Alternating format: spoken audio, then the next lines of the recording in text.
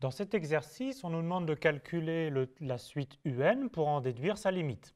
Alors UN est défini comme un produit de plusieurs termes, 1 moins 1 sur 2 au carré, fois 1 moins 1 sur 3 au carré, etc. jusqu'à 1 moins 1 sur n au carré. On peut réécrire ça sous la forme d'un produit formel. Le produit pour k variant de 2 jusqu'à n de 1 moins 1 sur k au carré. Nous allons réécrire le terme générique de ce produit de la façon suivante. On met au même dénominateur k au carré, et donc ça s'écrit k carré moins 1. Ceci, c'est une identité remarquable parce que c'est un nombre au carré moins un autre nombre au carré, et donc ça s'écrit aussi k moins 1, facteur de k plus 1, sur k au carré. Alors on va utiliser cette écriture dans UN pour pouvoir calculer UN. Donc UN s'écrit maintenant sous la forme, la première parenthèse, 2 moins 1, facteur de 2 plus 1, sur 2 au carré que je vais écrire 2 fois 2.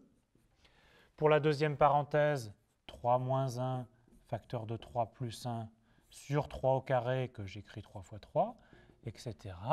Et le terme général est donc celui-là, k moins 1, facteur de k plus 1, sur k fois k.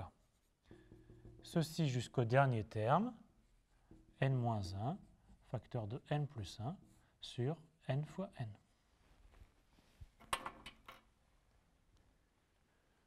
Dans ce produit, il y a beaucoup de simplifications. Première simplification, on remarque que le dénominateur, ici on a 2, et 3 moins 1 vaut 2 aussi. Ensuite, 2 plus 1, ça fait 3, va se simplifier avec le 3 qui est ici. Le 3 plus 1 qui est ici va se simplifier avec le 4 qui est ici, et ce 3-là va se simplifier avec le 4 moins 1 qui est ici, etc., etc. Et donc en fait, tous les termes se simplifient.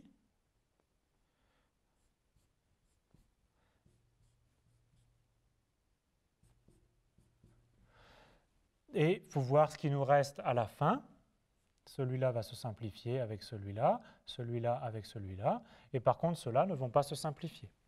Donc on est face à un produit télescopique, et on a juste à se préoccuper du premier terme et des derniers termes. Donc il reste 2 moins 1 sur 2, donc 1 demi, ça c'est pour ce qui reste au début, et ce qui reste à la fin, n plus 1 sur n. On a donc redonné une reformulation de la suite UN d'une façon beaucoup plus simple. UN égale 1 demi fois n plus 1 sur n.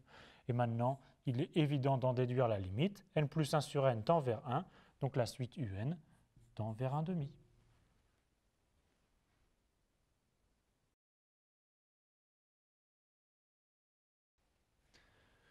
Voici deux méthodes de base pour décider si une suite est croissante ou décroissante. Première façon de faire, c'est de regarder la différence entre deux termes consécutifs, un plus 1 moins un. Si par exemple on arrive à montrer que un plus 1 moins un est positif ou nul, ceci quel que soit n, alors on aura montré que la suite un est une suite croissante.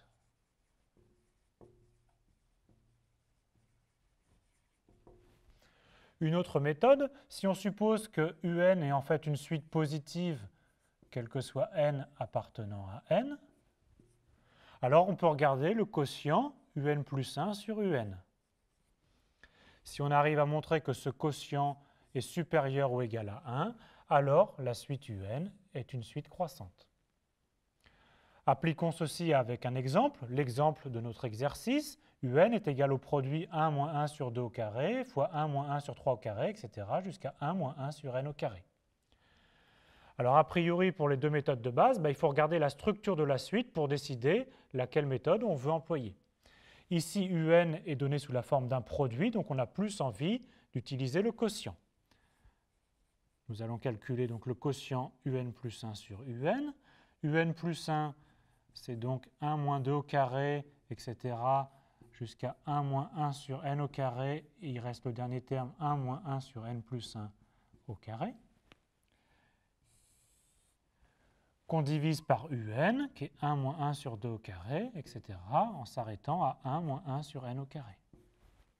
Ce quotient se simplifie, donc tous les premiers termes se compensent et il reste donc juste 1 moins 1 sur n plus 1 au carré, qui est 1 moins quelque chose de positif, qui est donc tout le temps strictement plus petit que 1.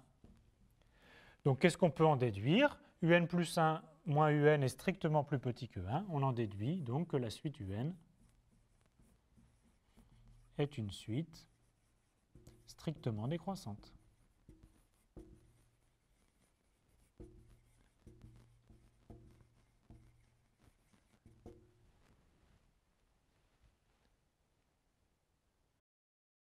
Pour terminer, je vous laisse un exercice à effectuer. On considère la suite un qui est égale à 1 plus 1 sur 2 au carré plus 1 sur 3 au carré jusqu'à 1 sur n au carré. Première question, montrer que cette suite un est une suite croissante. Deuxième question, montrer l'inégalité suivante, un est plus petit ou égal à 2 moins 1 sur n. Pour la démonstration, montrez-le par récurrence. Déduire des deux premières questions que la suite un est une suite convergente. Attention, on ne vous demande pas de calculer la limite de un, on vous demande juste de montrer qu'il existe une limite. En fait, cette limite s'appelle zeta de 2.